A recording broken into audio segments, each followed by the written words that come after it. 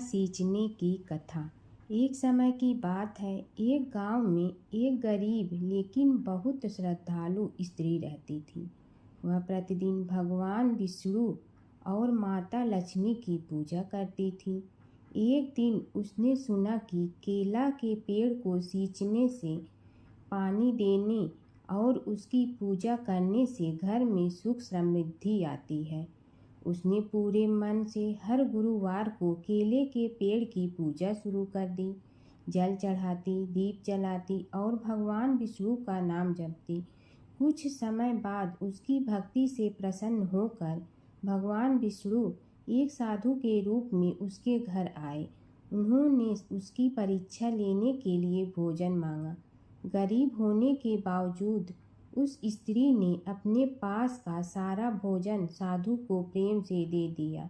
साधु, जो वास्तव में भगवान विष्णु थे, उसकी भक्ति और सेवा से बहुत प्रसन्न हुए और उसे आशीर्वाद दिया, तुम्हारे घर में कभी धन धान्य की कमी नहीं होगी। धीरे धीरे उस स्त्री का जीवन बदलने लगा। उसके घर में सुख समृद्धि आने लगी और हमेशा खुश रहने लगी। गणेश और बुढ़िया माई की कथा। एक बुढ़िया थी, वह बहुत ही गरीब और दृष्टिहीन थी। उसके एक बेटा और बहू थे। वह बुढ़िया सदैव गणेश जी की पूजा किया करती थी। एक दिन गणेश जी प्रकट होकर उस बुढ़िया से बोले, बुढ़िया माँ, तू जो चाहे सो मांग ले। बुढ़िया बोली, मुझे तो मांगना नहीं आता, कैसे और क्या मांगूं? तब गणेश जी बोले, अपने बहू बेटे से पूछ कर मांग ले। तब बुढ़िया ने अपने बेटे से कहा, गणेश जी कहते हैं तू कुछ मांग ले, बता मैं क्या मांगूं? पुत्र ने कहा, माँ तू धन मांग ले। बहू से पूछा तो बहू ने कहा, नाती मांग ले। तब बुढ़िया ने सोचा कि ये तो अपने अपने मतलब की बात कर रहे हैं। अतः उस बुढ़िया ने पड़ोसन से पूछा तो उन्होंने कहा, बुढ़िया तू तो थोड़े दिन जियोगी, क्यों तू धन मांगो और क्यों नाती मांगे? तू तो अपनी आँखों की रोशनी मांग ले, जिससे तेरी जिंदगी आराम से कट जाए। इस पर बुढ़िया बोली, यदि आप प्रसन्न हैं तो मुझे 9 करोड़ की माया दे, निरोगी काया दे, अमर सुहाग दे, आँखों की रोशनी दे, नाती दे, पोता दे और सब परिवार को सुख दे और अंत में मोक्ष दे। यह सुनकर तब गणेश जी बोले, बुढ़िया माँ, तुमने तो हमें ठग लिया। फिर भी जो तूने मांगा है वचन के अनुसार सब तुझे मिलेगा। और यह कहकर गणेश जी अंतर ध्यान हो गए। उधर बुढ़िया माँ ने जो कुछ मांगा वह सब कुछ मिल गया। हे गणेश जी महाराज, जैसे तुमने उस बुढ़िया माँ को सब कुछ दिया वैसे ही सबको देना। बुढ़िया माई को मुक्ति दी। तुलसी माता की कथा। एक बुढ़िया माई तुलसी जी को सींचती और कहती कि हे तुलसी माता, सत की दाता, मैं तेरा बिडला सींचती हूँ, मुझे बहू दे, पीताम्बर की धोती दे, मीठा मीठा घास दे, बैकुंठा में वास दे, चटक की चाल दे, पटक की मोत दे, चंदन का काठ दे, रानी सा राज दे, दाल भात का भोजन दे, 11 की मौत दे, कृष्ण जी का कंधा दे। तब तुलसी माता यह सुनकर सूखने लगी। तो भगवान ने पूछा कि हे तुलसी, तुम क्यों सूख रही हो? तुलसी माता ने कहा कि एक बुढ़िया रोज आती है और यही बात कह जाती है, मैं सब बात तो पूरा कर दूंगी, लेकिन कृष्ण का कंधा कहाँ से लाऊंगी?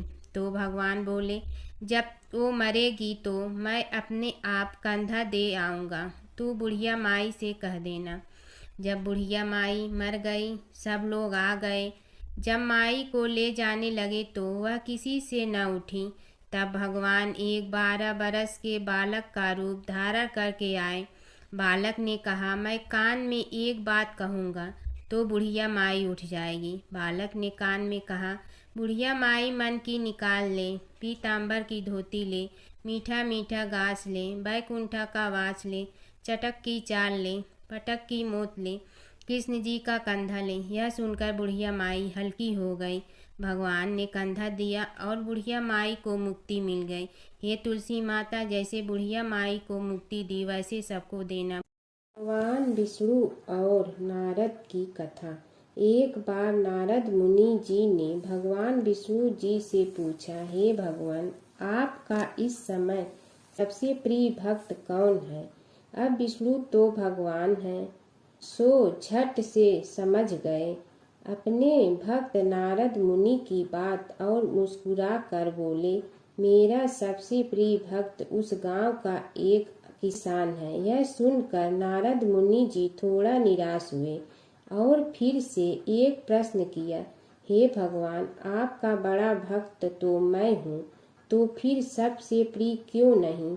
भगवान विष्णु जी ने नारद मुनि जी से कहा, इसका जवाब तो तुम खुद ही दोगे। जाओ, एक दिन उसके घर रहो और फिर सारी बात मुझे बताना। नारद मुनि जी सुबह सवेरे मुंह अंधेरे उस किसान के घर पहुंच गए।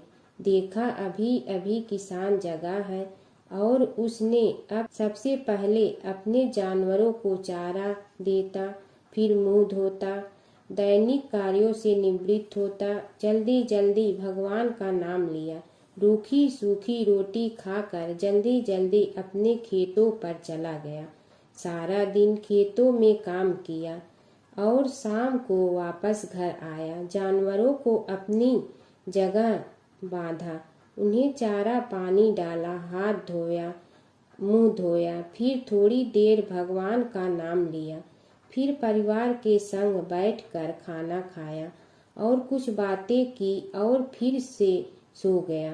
अब सारा दिन यह सब देखकर नारद मुनि जी भगवान विष्णु के पास वापिस आए और बोले, भगवान, मैं आज सारा दिन उस किसान के संग रहा, लेकिन वो तो ढंग से आपका नाम भी नहीं ले सकता। उसने थोड़ी देर सुबह, थोड़ी देर शाम को और भी जल्दी जल्दी आपका ध्यान किया, और मैं तो 24 घंटे सिर्फ आपका ही नाम जपता हूँ। क्या आपका सबसे प्रिय भक्त वो गरीब किसान ही है? भगवान विष्णु जी ने नारद की बात सुनकर कहा, अब इसका जवाब भी तुम मुझे खुद ही देना। और भगवान विष्णु जी ने एक कलश अमृत से भरा नारद मुनि को थमाया और बोले, इस कलश को लेकर तुम तीनों लोकों की परिक्रमा कर के आओ, लेकिन ध्यान रहे अगर एक बूंद भी अमृत नीचे गिरा तो तुम्हारी सारी भक्ति और गुण नष्ट हो जाएगी। नारद मुनि तीनों लोकों की परिक्रमा करके जब भगवान विष्णु के पास वापस आए तो खुश होकर बोले, भगवान, मैंने एक बूंद भी अमृत नीचे नहीं गिरने दिया। विष्णु भगवान ने पूछा, और इस दौरान तुमने मेरा नाम कितना बार लिया, मेरा स्मरण कितनी बार किया? तो नारद बोले, अरे भगवान जी, मेरा तो सारा ध्यान इस अमृत पर था, फिर आपका ध्यान कैसे करता? भगवान विष्णु ने कहा, हे नारद, देखो उस किसान को, वो अपना कर्म करते हुए भी नियमित रूप से मेरा स्मरण करता है, क्योंकि जो अपना कर्म करते हुए भी मेरा जाप करे वो ही मेरा सबसे प्रिय भक्त है। तुम तो सारे दिन खाली बैठे ही जप करते हो, और जब तुम्हें कर्म दिया तो मेरे लिए तुम्हारे पास समय ही नहीं था। तो नारद मुनि सब समझ गए और भगवान के चरण पकड़ कर बोले, हे भगवान, आपने मेरा अहंकार तोड़ दिया, आप धन्य हैं। धर्मराज जी की कथा। दो सेठानियाँ थी। एक के घर में धन बहुत था पर वह कंजूस थी। दूसरी के पास धन थोड़ा कम था पर मन से वह बहुत अमीर थी। रोज सवेरे उठती, गंगा स्नान करती, तुलसी माता, बड़ पीपल सींचने, भगवान के मंदिर जाके पूजा करती। धर्मराज सूरज भगवान की कहानी सुनती, भगवान के भोग लगाकर अतिथि को जिमाती, गाय कुत्ता के लिए ग्रास निकालती। दूसरी सेठानी इस धर्मात्मा को देखकर हंसती और कहती, पता नहीं दिन भर क्या करती रहती है। थोड़े समय बाद दोनों सेठानियों को भगवान का बुलावा आया। धर्मात्मा सेठानी के तो यमराज जी ने विमान भेजा और दूसरी को दूत मारते ही ले गया। रास्ते में सेठानी बोली, मेरे को भूख लगी है। तो दूत बोले, किसी को कुछ दिया होगा तो मिलेगा। फिर बोली, प्यास लगी है। दूत बोले, किसी को पानी पिलाया तो मिलेगा। रास्ते में उसे काट चुभने लगे, गर्मी पड़ने लगी, पर दूत तो उसे घसीटते ही ले गए। अब सेठानी बहुत पछताने लगी कि सब कुछ होते हुए भी दान धर्म नहीं किया। इतने में यमराज का दरबार आया। धर्मात्मा बुढ़िया को भगवान के पास सिंहासन मिला और वह उस पर बैठी थी। उधर दूसरी सेठानी को तपते कुंड में डाल दिया। अब सेठानी यमराज से बोली, मुझे 1.25 पहर का जीवन दान दे दो, मैं वापस आकर दंड भोग लूंगी। यमराज बोले, ठीक है। सेठानी के शरीर में वापस प्राण डाल दिए। संसार में आते ही पंडितों को बुलाकर सेठानी ने धर्मराज की कथा सुनी, सब तरह से धर्म किया। इतने में समय पूरा हो गया। अब की बार विमान आया। 1.25 पहर के दान धर्म से सेठानी को स्वर्ग मिला। धर्मराज जी की परम भक्त पोपा बाई की कथा। एक गांव में एक पोपा बाई रहती थी। जब वह 5 साल की थी तभी से वह नियम से धर्मराज जी व्रत की कथा सुनती थी और व्रत करती थी। एक दिन उसने अपने भाई व भाभी से कहा कि मैं शादी नहीं करूंगी, अब मैं अपना समय भगवान की पूजा अर्चना में ही बिताना चाहती हूँ। इसलिए मेरी झोपड़ी गांव के बाहर बनवा दो और गांव में सबको कह दो कि वह अपनी गाय व बछड़ों को मेरे यहाँ ही घास भूस चरने को भेज दो और जिसकी भी इच्छा हो, श्रद्धा हो, मुझे खाना भिजवा दो। एक दिन नगर का राजा शिकार खेलने जंगल में आया और गांव के बाहर जंगल के पास बनी झोपड़ी देखकर रुक गया।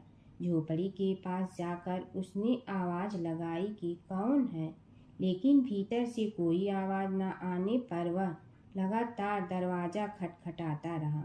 तब पोपा बाई उठी और कहने लगी कि कौन हो तुम जो बार बार दरवाजा बजा रहे हो, क्यों आवाज लगा रहे हो? राजा ने कहा कि मैं यहाँ का राजा हूँ और तुम्हारे साथ विवाह करूँगा। पोपा बाई ने कहा कि जहाँ से आए हो वहीं चले जाओ, मैं किसी पराये आदमी का मुँह नहीं देखती हूँ। राजा ने पोपा बाई की एक नहीं सुनी और जबरदस्ती उठा ले गया। तब पोपा बाई ने राजा को श्राप दिया कि तुम्हारा सारा राजपाट नष्ट हो जाएगा। महल में आने पर राजा की रानियों ने सारी बात सुनकर राजा से अनुरोध किया कि पोपा बाई को वहीं वापस छोड़ आओ। राजा जब पोपा बाई को वापस झोपड़ी में छोड़ने जाने लगा तो रास्ते में पाप की नदी आई जिसमें राजा डूब गया। कुछ समय बाद पोपा बाई मृत्यु के बाद धर्मराज जी के यहाँ पहुँची और धर्मराज जी ने उन्हें स्वर्ग का राज दे दिया। एक बार एक सेठ व सेठानी मृत्यु लोक से स्वर्ग लोक आए तो उसके द्वार बंद देखकर वह धर्मराज जी से द्वार खोलने का आग्रह करते हैं। धर्मराज जी कहते हैं, इस द्वार पर पोपा बाई का राज है। इस पर सेठ सेठानी कहते हैं कि हम पोपा बाई को नहीं जानते हैं। धर्मराज जी उन दोनों की बात सुनकर कहते हैं कि तुम दोनों 7 दिन तक मृत्युलोक में रहो। 8 खोपड़ा से राई भरकर 5 कपड़े ऊपर रखकर कहानी सुनकर उद्यापन करना और कहना कि राज है, पोपा बाई लेखा लेगी राई राई का। सारे बोलो पोपा बाई की जय। जमुना की कहानी। प्राचीन समय में एक गांव था जिसमें 2 बहनें रहा करती थी। एक बहन का नाम गंगा था तो दूसरी बहन का नाम जमुना था। एक बार दोनों बहनें एक साहूकार के खेत से गुजर रही थी तो जमुना ने 13 दाने जौ के तोड़ लिए, जिसे देख गंगा बोली कि तुझे तो ग्रहण लग गया, तूने चोरी की है। इस पर जमुना बोली कि अब मेरा ग्रहण कैसे धुलेगा। गंगा ने कहा कि तुझे 12 साल तक साहूकार के यहाँ नौकरी करनी पड़ेगी, तभी तेरा पाप धुलेगा और ग्रहण से मुक्ति मिलेगी। जमुना साहूकार के यहाँ नौकरी के लिए जाती है और अपने लिए काम मांगती है। साहूकार उसे काम पर रख लेता है, लेकिन काम करने से पहले जमुना उसे कहती है कि मैं सारे काम करूंगी, लेकिन 4 काम नहीं करूंगी। जूठे बर्तन नहीं मांजूंगी, झाड़ू नहीं लगाऊंगी, बिस्तर नहीं बिछाऊंगी और दिया नहीं जलाऊंगी। 12 साल के बाद कुंभ का मेला लगा तो साहूकारनी भी कुंभ नहाने जाने लगी। यमुना ने उसे जाते देख कहा कि कुंभ के मेले में मेरी बहन गंगा मिलेगी तो उसे यह सोने का टक्का दे देना, इससे वह अपने हाथों में सुंदर चूड़ियां पहन लेगी। साहूकारनी ने कुंभ के मेले में गंगा को वह सोने का टका दे दिया। गंगा ने उनसे वह टका लेते हुए कहा कि मेरी बहन को कहना कि उसके 12 वर्ष पूरे हो गए हैं, अब वह वहां वापिस आ जा।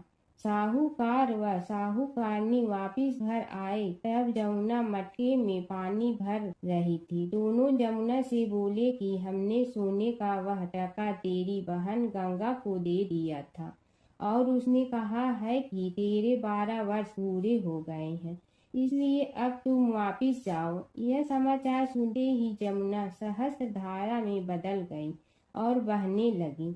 यमुना जी का यह रूप देखकर साहूकार और साहूकारनी परेशान हो गई थी। हमारे घर में जमुना माता ने काम किया, हमें तो अब ग्रहण लग गया है, हम यह ग्रहण कैसे उतारेंगे। जमुना भागकर गंगा माता के पास चली गई।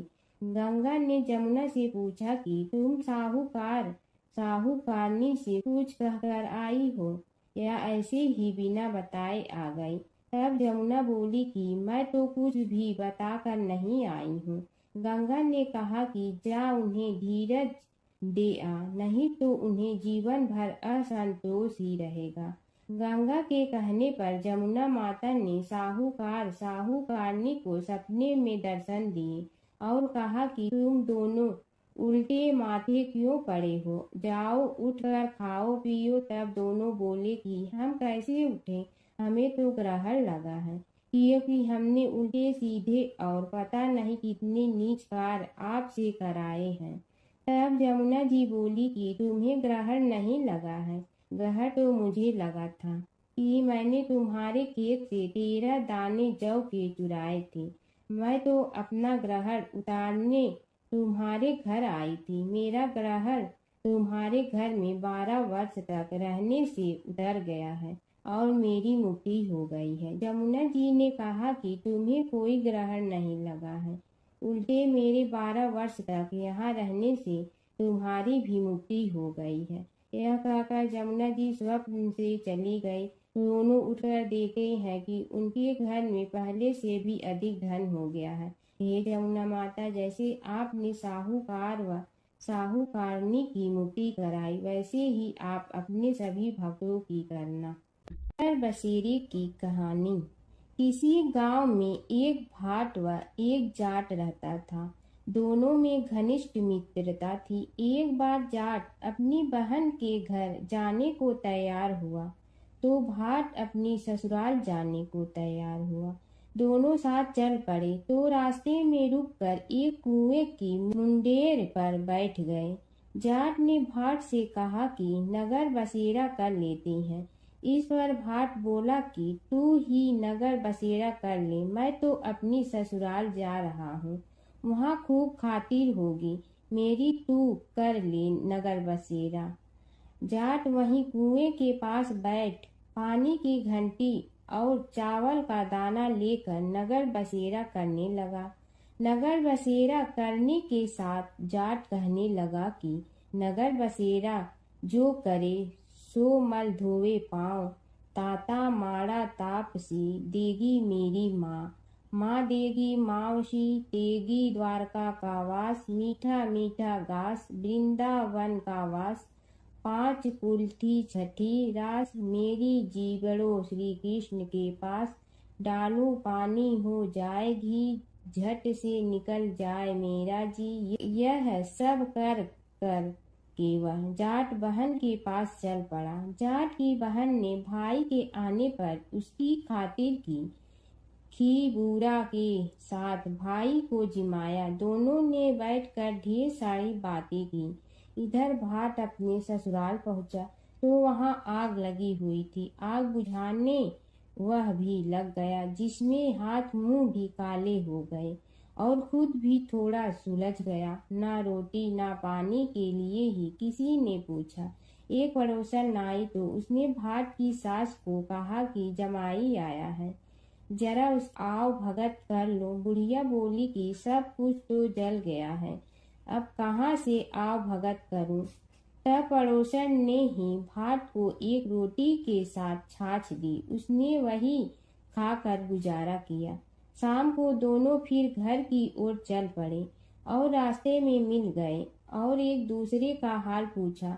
भाट बोला कि मेरी ससुराल में तो आग लगी हुई थी, आग बुझाते मैं खुद काला हो गया हूँ, ना रोटी मिली ना पानी। जाट बोला कि मेरी तो बहुत खातिर हुई।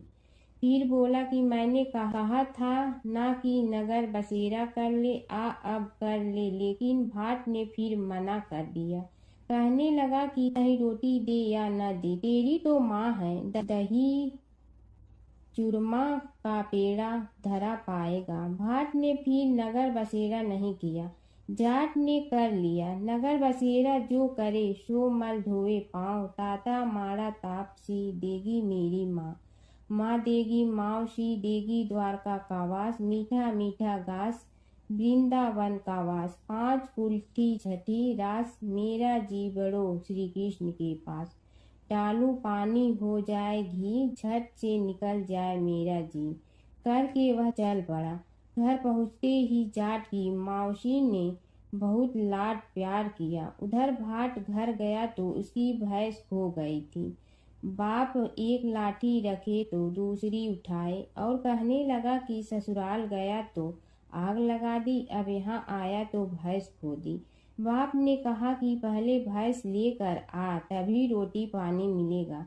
सारा दिन भाट भैंस ढूंढता रहा, लेकिन उसे भैंस नहीं मिली। जाट और भाट की मुलाकात फिर से बाजार में हो गई। जाट ने भाट के हाल चाल पूछे तो भाट बोला कि आते ही भैंस खो गई, बस उसी दिन से भैंस ढूंढ रहा हूँ। रोटियां का तो पूछो ही मत। जाट ने कहा कि मैंने तो पहले ही कहा था कि नगर बसेरा कर ले।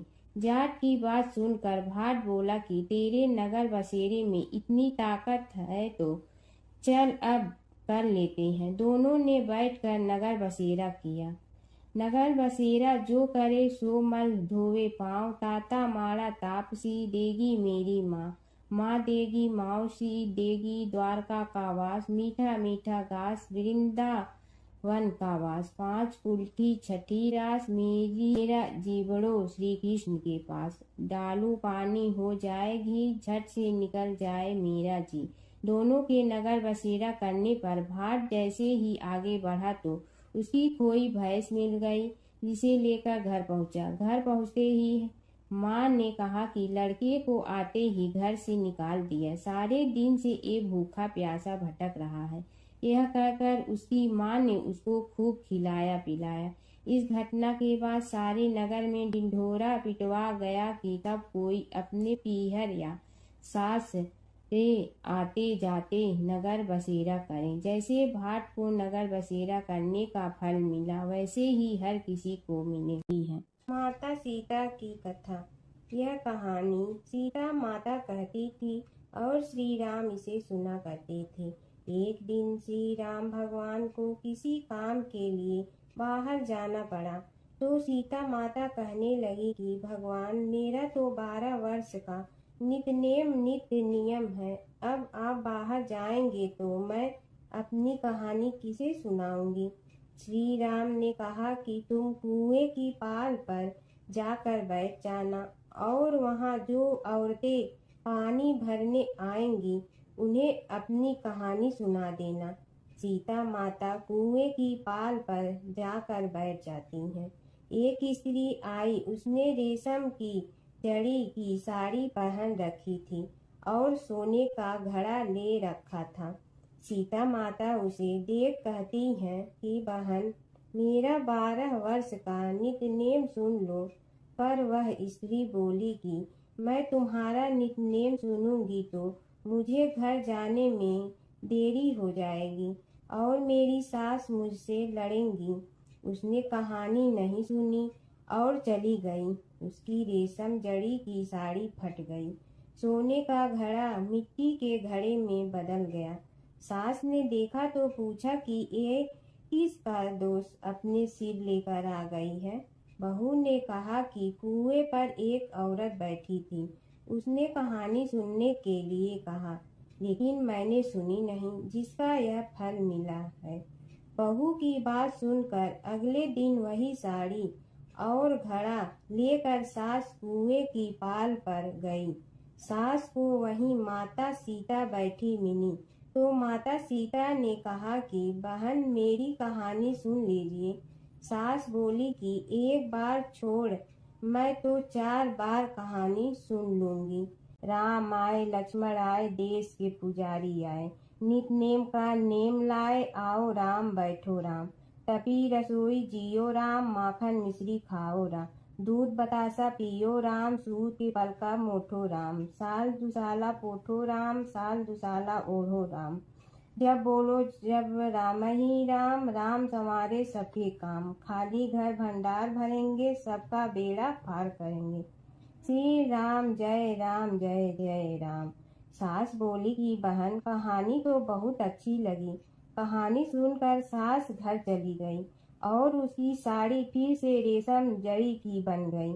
मिट्टी का घड़ा फिर सोने के घड़े में बदल गया। बहू कहने लगी, सासू माँ, आपने ये सब कैसे किया? सास ने कहा कि बहू, तू दोष लगा के आई थी और मैं अब दोष उतार कर आ रही हूँ।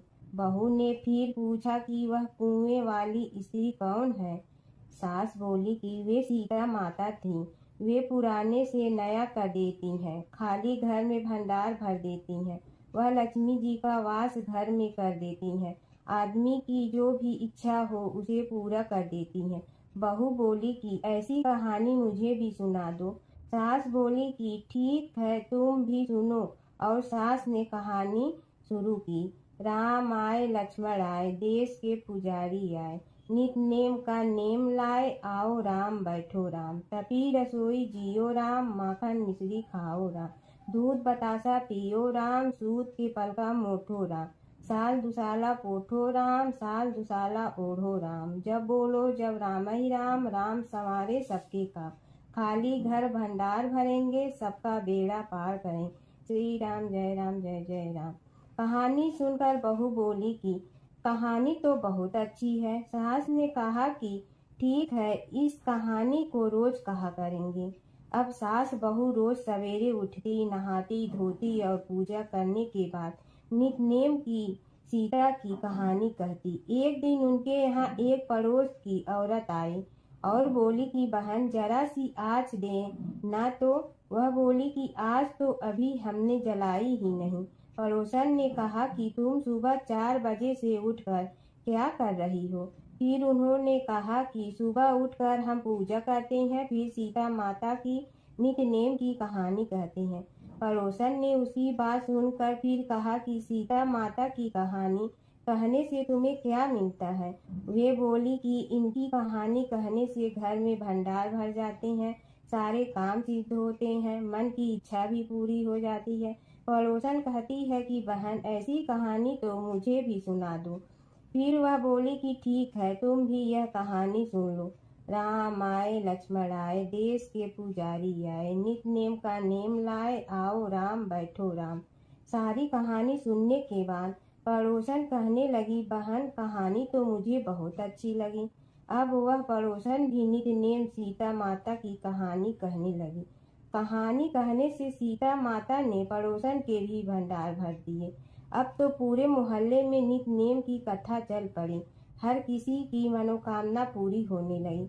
हे सीता माता, जैसे आपने उनके भंडार भरे, वैसे ही आप हमारे भी भंडार भरना, सबकी भरना, कहानी सुनने वाले के भी और कहानी कहने वाले के भी। एक समय की बात है कि विष्णु भगवान का विवाह लक्ष्मी जी के साथ निश्चित हो गया। विवाह की तैयारी होने लगी। सभी देवताओं को निमंत्रण भेजे गए, परंतु गणेश जी को निमंत्रण नहीं दिया।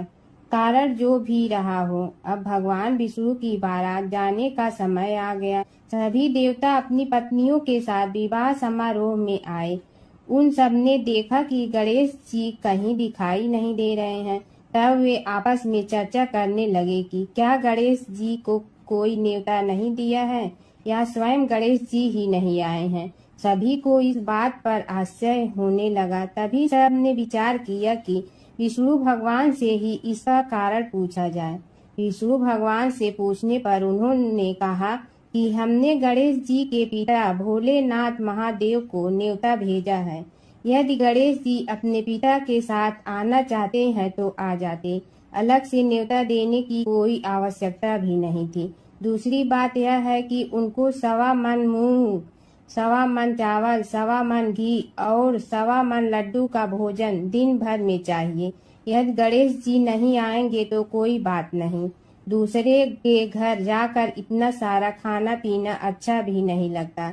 इतनी वार्ता कर ही रहे थे कि किसी एक ने सुझाव दिया, यदि गणेश जी आ भी जाए तो उनके द्वारपाल बनाकर बैठा देंगे कि आप घर की याद रखना। आप तो चूहे पर बैठकर धीरे धीरे चलोगे तो बारात से बहुत पीछे रह जाओगे। यह सुझाव भी सबको पसंद आ गया तो विष्णु भगवान ने भी अपनी सहमति दे दी। होना क्या था कि इतने में गणेश जी वहां आ पहुंचे और उन्हें समझा बुझा कर घर की रखवाली करने बैठा दिया गया। बारात चल रही थी, तब नारद जी ने देखा कि गणेश जी तो दरवाजे पर ही बैठे हुए हैं। तो वे गणेश जी के पास गए और रुकने का कारण पूछा। गणेश जी कहने लगे कि विष्णु भगवान ने मेरा बहुत अपमान किया है।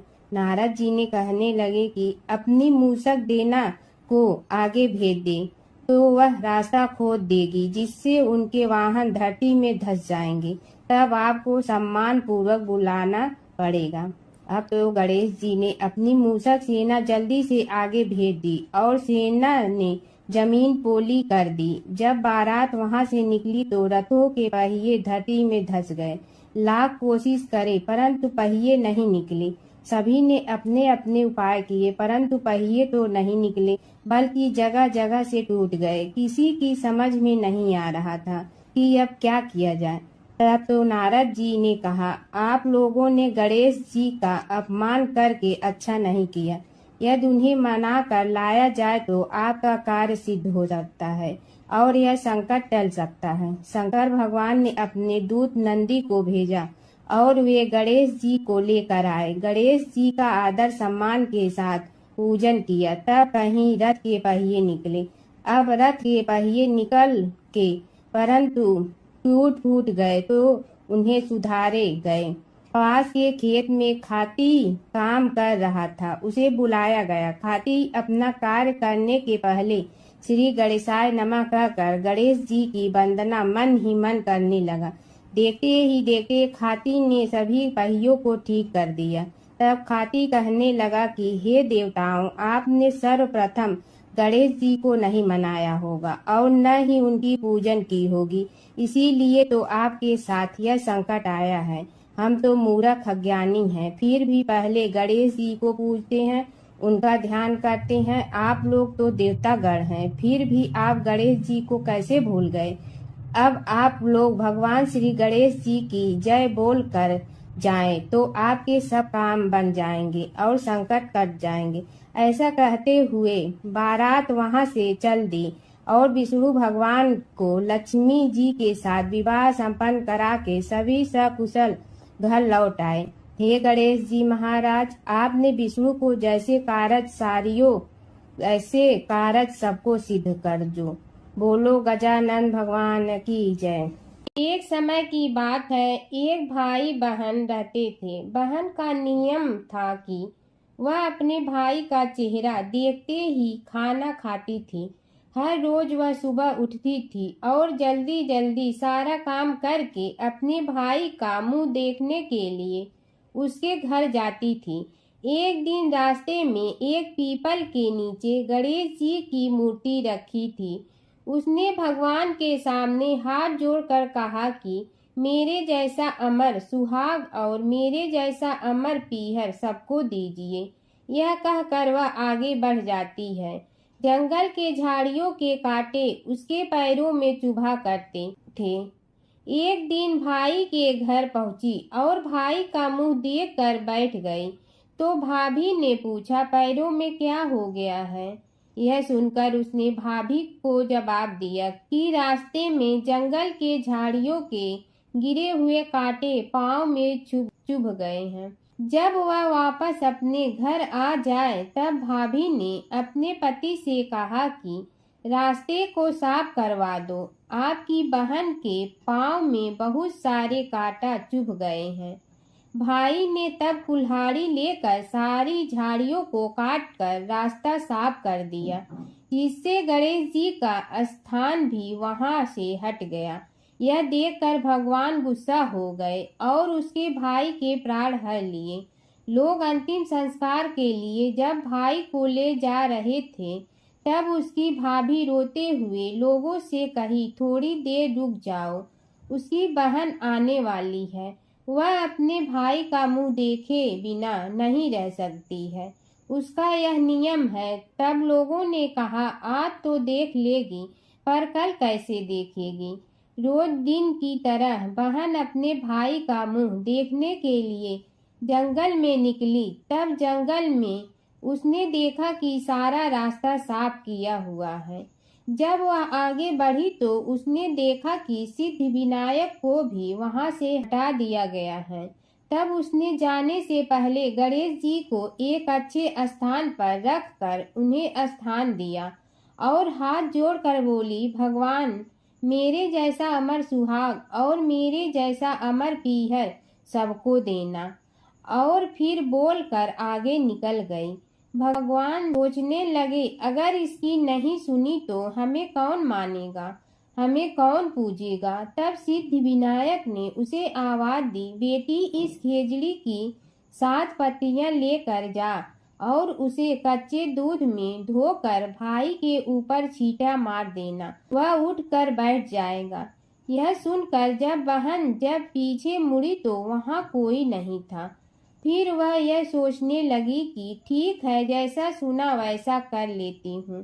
फिर वह 7 खेजड़ी की पत्तियां लेकर अपने भाई के घर पहुंची। उसने देखा वहां कई लोग बैठे हुए हैं।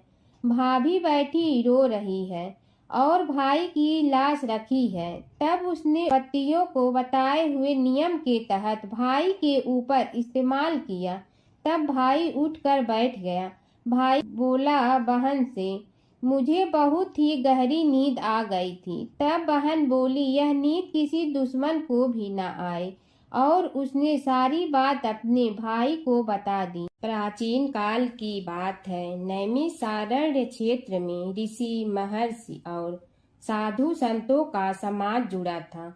उसमें श्री सूत जी भी विद्यमान थे। शौनक जी ने उनकी सेवा में उपस्थित होकर निवेदन किया कि हे अज्ञान रूप घोर तिमिर को नष्ट करने में करोड़ों सूर्यों के समान प्रकाशमान श्री सूत जी हमारे कानों के लिए अमृत के समान जीवन प्रदान करने वाले कथा तत्व का वर्णन कीजिए। हे सूत जी, हमारे हृदयों में ज्ञान के प्रकाश की वृद्धि तथा भक्ति, वैराग्य और विवेक की उत्पत्ति जिस कथा से हो सकती हो वह हमारे प्रति कहने की कृपा कीजिए। शौनक जी की जिज्ञासा से सूत जी बड़े प्रसन्न हुए। पूरा तन इतिहासों के स्मरण से उनका शरीर पुलकायमान हो रहा था। वे कुछ देर उसी स्थिति में विराजमान रहकर कुछ विचार करते रहे और अंत में बोले, शौनक जी, इस विषय में आपके चित्त में बड़ी जिज्ञासा है। आप धन्य हैं जो सदैव ज्ञान की प्राप्ति में तत्पर रहते हुए विभिन्न पुराण कथाओं की जिज्ञासा रखते हैं। आज मैं आपको ज्ञान के परम स्रोत रूप श्री गणेश जी का जन्म कर्म रूप चरित्र सुनाऊंगा। गणेश जी से ही सभी ज्ञानों सभी विद्याओं का उद्भव हुआ है। अब आप सावधान चित्त से विराजमान हो। श्री गणेश जी के ध्यान और नमस्कार पूर्वक उनका चरित्र श्रवण करें। नमस्तस्मै गणेशाय ब्रह्मा विद्या प्रदायिनी यनागस्त्यसमः साक्षात विघ्न सागर सोसड़े। कैसे हैं वे श्री गणेश जो सभी प्रकार की ब्रह्म विद्याओं को प्रदान करने वाले अर्थात ब्रह्मा के सगुण और निर्गुण स्वरूप पर प्रकाश डालने और जीव ब्रह्मा का अभेद प्रतिपादन करने वाली विद्याओं के दाता हैं। वे विघ्नों के समुद्रों को महर्षि अगस्त के समान शोषण करने में समर्थ हैं। इसलिए उनका नाम विघ्न सागर शोषक के नाम से प्रसिद्ध है। मैं उन भगवान श्री गणेश जी को नमस्कार करता हूँ। प्रथम पूजा के अधिकारी श्री गणेश जी यह कहकर सूत जी कुछ समय के लिए मौन हो गए और फिर बोले, शौनक जी, भगवान गणेश जी ही सर्वप्रथम पूजा प्राप्ति के अधिकारी हैं। किसी भी देवता की पूजा करो, पहले उनकी पूजा करो। शौनक जी ने निवेदन किया, हे भगवान, हे सूत, सर्वप्रथम यह बताने की कृपा कीजिए कि गणेश जी को प्रथम पूजा का अधिकार किस प्रकार प्राप्त हुआ।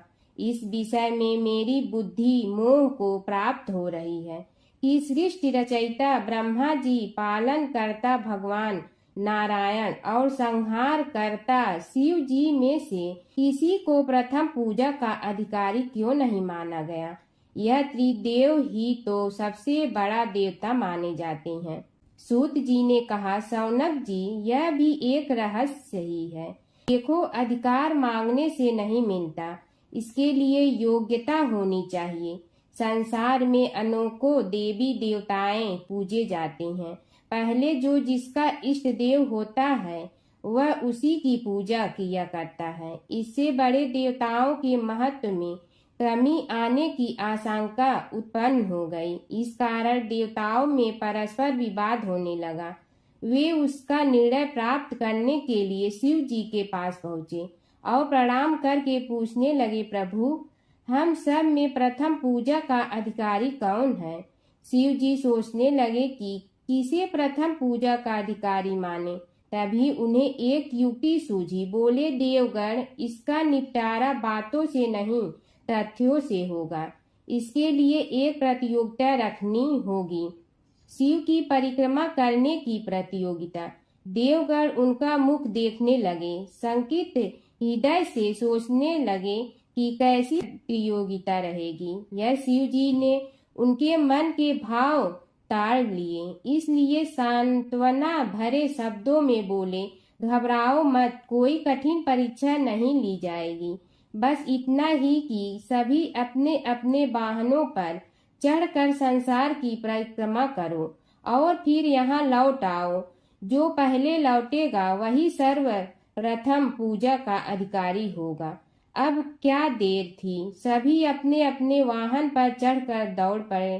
किसी का वाहन गजराज था तो किसी का सिंह, किसी का भैंसा तो किसी का मृग, किसी का हंस तो किसी का उल्लू, किसी का अश्व तो किसी का श्वान। अभिप्राय यह है कि वाहनों को विविधता के दर्शन उस समय जितने भले प्रकार से हो सकते थे उतने अन्य समय में नहीं। सबसे गया बीता वाहन गणेश जी का था मूषक, उससे चूहा भी कहते हैं। ऐसे वाहन के बल भरोसे इस प्रतियोगिता में सफल होना तो क्या, सम्मिलित होना भी हास्यास्पद है। गणेश जी ने सोचा, छोड़ो, क्या होगा प्रतियोगिता में भाग लेने से, हम तो यहाँ बैठे रहकर ही तमाशा देखेंगे। वे बहुत देर तक विचार करते रहे। अंत में उन्हें एक युक्ति सूझी। शिव जी स्वयं ही जगदाता हैं, यह संसार उन्हीं का प्रतिबिंब है, तब क्यों न इन्हीं की परिक्रमा कर ली जाए। इनकी परिक्रमा करने से ही संसार की परिक्रमा हो जाएगी। ऐसा निश्चय कर उन्होंने मूषक पर चढ़कर शिव जी की परिक्रमा की और उनके समक्ष जा पहुँचे। शिव जी ने कहा, तुमने परिक्रमा पूर्ण कर ली? उन्होंने उत्तर दिया, जी हाँ। शिव जी सोचने लगे कि इसे तो यहीं घूमते हुए देखा, फिर परिक्रमा कैसे कराया। देवताओं का परिक्रमा करके लौटना आरंभ हुआ और उन्होंने गणेश जी को वहां बैठे देखा तो माथा ठनक गया। फिर भी साहस करके बोले, अरे तुम विश्व की परिक्रमा के लिए नहीं गए? गणेश जी ने कहा, अरे मैं कब का यहाँ आ गया। देवता बोले, तुम्हें तो कहीं भी नहीं देखा। गणेश जी ने उत्तर दिया, देखते कहाँ से, समस्त संसार शिव जी में विद्यमान है। इनकी परिक्रमा करने से ही संसार की परिक्रमा पूर्ण हो गई। सूत जी बोले, शौनक, इस प्रकार गणेश जी ने अपनी बुद्धि के बल पर ही विजय प्राप्त कर ली। उनका कथन सत्य था, इसलिए कोई विरोध करता भी तो कैसे। बस उसी दिन से गणेश जी की प्रथम पूजा होने लगी। एक बूढ़ा ब्राह्मण था। वह रोज पीपल को जल से सींचता था। पीपल में से रोज एक लड़की निकलती और कहती, पिताजी मैं आपके साथ जाऊंगी। यह सुनते सुनते बूढ़ा दिन ब दिन कमजोर होने लगा। तो बुढ़िया ने पूछा कि क्या बात है। बूढ़ा बोला कि पीपल से एक लड़की निकलती है और कहती है कि वह भी मेरे साथ चलेगी। बुढ़िया बोली कि कल ले आना उस लड़की को, जहाँ 6 लड़कियां पहले से ही हमारे घर में है, वहाँ 7वीं लड़की और सही। अगले दिन बूढ़ा उस लड़की को घर ले आया। घर लाने के बाद बूढ़ा ब्राह्मण आटा मांगने गया तो उसने पहले दिनों की अपेक्षा आज ज्यादा आटा मिला था। जब बुढ़िया वह आटा छानने लगी तो लड़की ने कहा कि लाओ माँ, मैं छान देती हूँ। जब वह आटा छानने बैठी तो परात भर गई। उसके बाद माँ खाना बनाने जाने लगी तो लड़की बोली कि आज रसोई मैं बनाऊंगी। तो बुढ़िया बोली कि ना, तेरे हाथ जल जाएंगे। लेकिन लड़की नहीं मानी। वह रसोई में खाना बनाने गई तो उसने तरह तरह के 36 व्यंजन बना डाले और आज सभी ने भर पेट खाना खाया। इससे पहले वह आधा पेट भूखा ही रहते थे। रात हुई तो बुढ़िया का भाई आया और कहने लगा कि दीदी मैं तो खाना खाऊंगा। बुढ़िया परेशान हो गई कि अब खाना कहाँ से लाऊंगी। लड़की ने पूछा कि क्या बात है माँ। उसने कहा कि तेरा मामा आया है और रोटी खाएगा, लेकिन रोटी तो सबने खा ली है, अब उसके लिए कहाँ से लाऊंगी। लड़की बोली कि तू चिंता मत कर माँ, मैं बना दूंगी। और वह रसोई में गई और मामा के लिए 36 व्यंजन बना दी। मामा ने भरपेट खाया और कहा भी कि ऐसा खाना इससे पहले उसने कभी नहीं खाया है।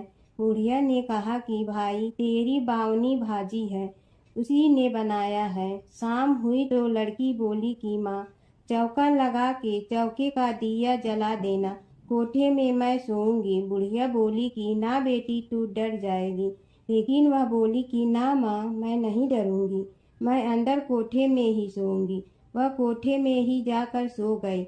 आधी रात को लड़की उठी और चारों ओर आंख मारी तो धन ही धन हो गया। वह बाहर जाने लगी तो एक बूढ़ा ब्राह्मण सो रहा था। उसने देखा तो कहा कि बेटी तू कहाँ चली। लड़की बोली कि मैं तो दरिद्रता दूर करने आई थी, अगर तुम्हें दूर करवानी है तो करवा लो। उसने बूढ़े के घर में भी आँख से देखा तो चारों ओर धन ही धन हो गया।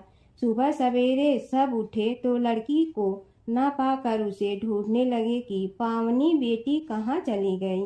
बूढ़ा ब्राह्मण बोला कि वह तो लक्ष्मी माता थी, जो तुम्हारे साथ मेरी दरिद्रता भी दूर कर गई। हे लक्ष्मी माता, जैसे आपने उनकी दरिद्रता दूर की, वैसे ही सबकी करना। भगवान शिव और कृष्ण जी की कथा हिंदू धर्म में महत्वपूर्ण स्थान रखती है। ये कथाएं अक्सर एक दूसरे से जुड़ी हैं, जिनमें शिव को कृष्ण का भक्त और कृष्ण को शिव का आराध्य बताया गया है। पुराणों में शिव और कृष्ण के कई लीलाओं का वर्णन है। कृष्ण के दर्शन के लिए शिव का साधु वेश में गोकुल जाना। एक पौराणिक कथा के अनुसार भगवान शिव एक साधु का वेश धारण करके गोकुल में कृष्ण के दर्शन के लिए गए थे। मैया यशोदा ने उन्हें भिक्षा देने के लिए आई, लेकिन शिव ने कृष्ण के दर्शन के अलावा कुछ भी स्वीकार करने से इनकार कर दिया। यशोदा ने पहले तो मना कर दिया, लेकिन बाद में पूर्णमासी काकी के समझाने पर उन्होंने कृष्ण को साधु के सामने प्रकट किया। शिव ने कृष्ण के दर्शन किए और उनके चरणों की छाप छोड़कर चले गए। यशोदा और नंद राय समझ गए कि यह कोई साधारण साधु नहीं था, बल्कि कोई दिव्य पुरुष था। नारद मुनि का घमंड। एक बार नारद मुनि को अपने ज्ञान और भक्ति पर घमंड हो गया। कृष्ण ने नारद मुनि की परीक्षा लेने के लिए उन्हें एक गांव में भेजा, जहां एक महिला अपने पति के बीमार होने पर बहुत दुखी थी। नारद मुनि ने महिला को समझाया कि वह भगवान से प्रार्थना करे, लेकिन महिला ने कहा कि वह अपने पति को कष्ट में नहीं देख सकती। तब नारद मुनि ने राधा से मिलने का फैसला किया। राधा ने नारद मुनि को चरणामृत दिया और कहा कि वह इसे अपने पति को दे। नारद मुनि ने जब राधा से चरणामृत लिया तो उन्हें एहसास हुआ कि राधा का प्रेम कृष्ण के प्रति सबसे महान है। इस घटना के बाद नारद मुनि का घमंड चूर चूर हो गया। नारद मुनि और कृष्ण की लीला। नारद मुनि अक्सर कृष्ण की लीलाओं में शामिल होते थे। एक बार नारद मुनि इंद्र के दरबार से द्वारका जा रहे थे। रास्ते में उन्होंने पारिजात वृक्ष का एक फूल लिया और कृष्ण को दे दिया। कृष्ण ने वह फूल रुक्मिणी को दे। नारद मुनि ने देखा कि कृष्ण ने वह फूल रुक्मिणी को दिया तो उन्हें बहुत खुशी हुई। एक बार अपने पुत्र के खातिर भगवान शिव और श्री कृष्ण के बीच छिड़ गया था प्रलयंकारी युद्ध।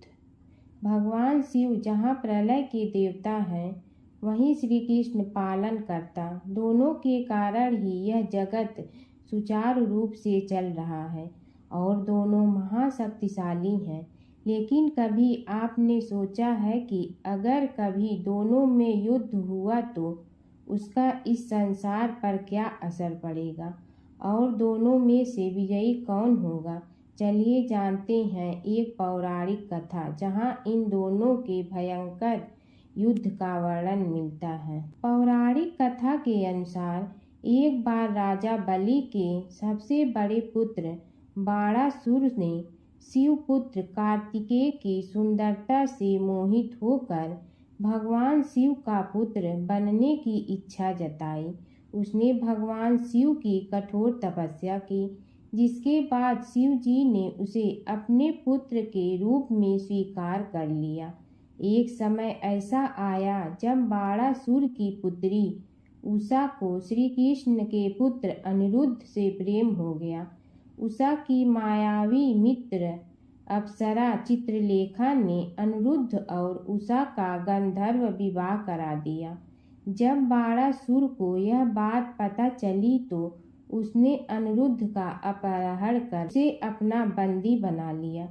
फिर क्या था, श्री कृष्ण ने अपनी पूरी सेना के साथ बाणासुर की नगरी पर धावा बोल दिया। श्री कृष्ण और बाणासुर का युद्ध। बाणासुर श्री कृष्ण की नारायणी सेना से अकेले नहीं लड़ सकता था, इसलिए उसने भगवान शिव से मदद मांगी।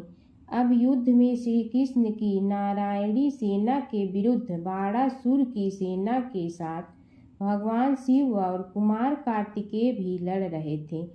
युद्ध इतना भयानक था कि एक पल को लगा कि भगवान शंकर ने अग्निशस्त्र से गरुड़ पर सवार श्री कृष्ण, बलराम और प्रद्युम्न मारे गए। लेकिन उसी समय श्री कृष्ण ने वरुणास्त्र का प्रयोग कर महादेव के अग्नेस्त्र को शांत कर दिया। फिर शिव जी के अस्त्रों के जवाब में श्री कृष्ण ने वैष्णवास्त्र का प्रयोग किया। जिससे संपूर्ण जगत अंधकार में डूब गया। गुस्से में भगवान शंकर ने 4 पंखा वाला बाण अपने हाथ में ले लिया तो श्री कृष्ण ने जीभ्रास्त्र उठाया। इस तरह यह युद्ध समय के साथ विकराल हो गया और इस युद्ध से समस्त सृष्टि में हाहाकार मच गया। तब ब्रह्मा जी को युद्ध रोकने आना पड़ा। उन्होंने दोनों को सारी स्थिति स्पष्ट की कि किस प्रकार उनके युद्ध से संसार का विनाश हो रहा है। उनके समझाने के बाद महादेव युद्ध में पीछे हट गए, लेकिन कार्तिकेय और बाणासुर भगवान श्री कृष्ण से युद्ध करते रहे। जब श्री कृष्ण ने बाणासुर को परास्त किया, अंत में भगवान श्री कृष्ण ने युद्ध में बाणासुर को पराजित करने के लिए अपना सुदर्शन चक्र प्रयोग किया और उसकी मदद से बाणासुर के सहस्त्र भुजाओं को काट डाला। जैसे ही श्री कृष्ण अपने चक्र से उसका वध करने लगे, कार्तिकेय के साथ महादेव वहां फिर से पहुंच गए, लेकिन इस बार उन्होंने युद्ध करने के बजाय श्री कृष्ण से बाणासुर को माफ करने का अनुरोध किया। भगवान शिव ने श्री कृष्ण से कहा कि मैंने इसे अभय दान दिया है, इसलिए अगर आप इसका वध कर देंगे तो मेरा वचन झूठा पड़ जाएगा। शिव जी के ऐसा कहने पर श्री कृष्ण ने बाणासुर को क्षमा कर दिया और अनिरुद्ध उषा सहित अपनी पूरी सेना लेकर वहां से चल दिए।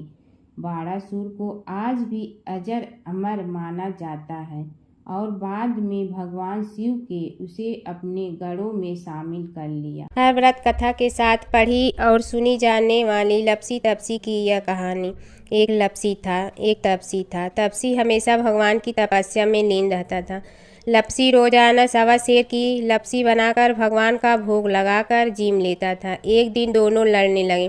तपसी बोला, मैं रोज़ भगवान की तपस्या करता हूँ, इसलिए मैं बड़ा हूँ। लपसी बोला, मैं रोज़ भगवान को 1.25 सेर लपसी का भोग लगाता हूँ, इसलिए मैं बड़ा हूँ। नारद जी वहाँ से गुजर रहे थे। दोनों को लड़ता देखकर उनसे पूछा कि तुम क्यों लड़ रहे हो। तपसी ने खुद के बड़ा होने का कारण बताया और लपसी ने अपना कारण बताया। नारद जी बोले, तुम्हारा फैसला मैं करूँगा। दूसरे दिन लपसी और तपसी नहाकर अपनी रोज की भक्ति करने आए तो नारद जी ने छुपकर 1.25 करोड़ की एक अंगूठी उन दोनों के आगे रख दी। तपसी की नज़र उस अंगूठी पर पड़ी जो उसने चुपचाप अंगूठी उठाकर अपने नीचे दबा ली। तब लपसी की नज़र अंगूठी पर पड़ी, लेकिन उसने ध्यान नहीं दिया। भगवान को भोग लगाकर लपसी खाना खाने लगा। नारद जी सामने आए तो दोनों ने पूछा कि कौन बड़ा, तो नारद जी ने तपसी से खड़ा होने को कहा। वो खड़ा हुआ तो उसने नीचे दबी अंगूठी दिखाई पड़ी। नारद जी ने लपसी से कहा, तपस्या करने के बाद भी तुम्हारी चोरी करने की आदत नहीं गई, इसलिए लपसी बड़ा है और तुम्हें तुम्हारी तपस्या का कोई फल भी नहीं मिलेगा। तपसी शर्मिंदा होकर माफ़ी मांगने लगा। उसने नारद जी से पूछा, मुझे मेरी तपस्या का फल कैसे मिलेगा। नारद जी ने कहा, यदि कोई गाय और कुत्ते की रोटी नहीं बनाएगा तो फल तुम्हें मिलेगा। यदि कोई ब्राह्मण को भोजन करवा कर दक्षिणा नहीं देगा तो फल तुम्हें मिलेगा। यदि कोई साड़ी के साथ ब्लाउज नहीं देगा तो फल तुझे मिलेगा। यदि कोई दिए से दिया जलाएगा तो फल तुम्हें मिलेगा। यदि कोई सारी कहानी सुने लेकिन तुम्हारी कहानी नहीं सुने तो फल तुझे मिलेगा। उसी दिन से हर व्रत कथा कहानी के साथ लपसी तपसी की कहानी भी सुनी और कही जाती है। ओम जय जगदीश हरे स्वामी, जय जगदीश हरे। भक्त जनों के संकट क्षण में दूर करे। ओम जय जगदीश हरे। जो ध्यावे फल पावे, दुख बिन दे मन का। सुख संपत्ति घर आवे, कष्ट मिटे तन का। ओम जय जगदीश हरे।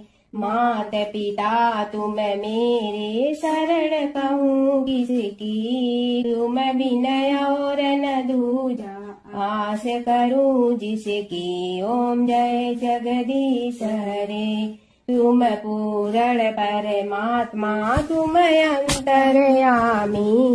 पार ब्रह्म परमेश्वर तुम सबके स्वामी, ओम जय जगदीश हरे। तुम बिंदा के सागर तुम पालन करता, मैं मूरख कल काम कृपा करो भरता, ओम जय जगदीश हरे। तुम हो ये कय गोचर सबके प्राणपति, किस विधि मिलूं दया में तुमको मैं कुमति, ओम जय जगदीश हरे। दीन बंधु दुख हरता तुम रक्षक मेरे, अपने हाथ उठाओ द्वार पड़ा तेरे, ओम जय जगदीश हरे। विषय विकार मिटा पाप हरो देवा, श्रद्धा भक्ति बढ़ाओ संतन की सेवा, ओम जय जगदीश हरे। तन मन धन सब तेरा, स्वामी सब कुछ है तेरा, तेरा तुझको अर्पण क्या लागे मेरा, ओम जय जगदीश हरे। जय जगदीश हरे स्वामी जय जगदीश हरे। भक्त जनों के संकट जड़ में दूर करे, ओम जय जगदीश हरे स्वामी जय जगदीश हरे।